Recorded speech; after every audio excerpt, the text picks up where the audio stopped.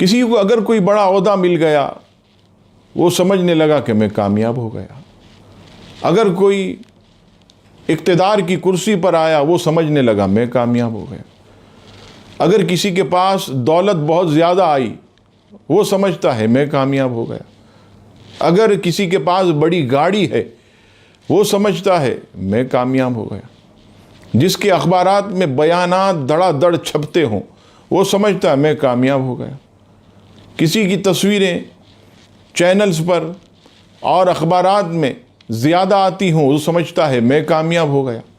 رب کریم سے پوچھے میرے مولا کامیاب کون ہے؟ تو سورہ مؤمنون کی آیت نمبر 1 اور 2 میں ارشاد ہوتا قد افلح المؤمنون، بے شک کامیاب ہوئے ایمان والے۔ کون ایمان والے؟ الذین ہم فی صلاتہم خاشعون، جو اپنی نماز میں گڑ گڑاتے ہیں۔ مفسرین اس آیت کے تحت فرماتے ہیں کہ نمازوں میں گڑ گڑانے سے مراد خشوع و خضوع کے ساتھ نماز پڑھنا ہے۔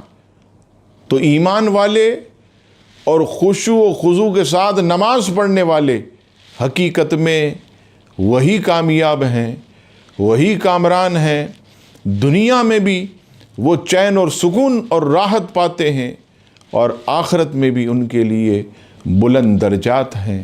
اللہ تبارک و تعالی ہمیں بھی ایسی نمازیں پڑھنے کی توفیق عطا فرمائے۔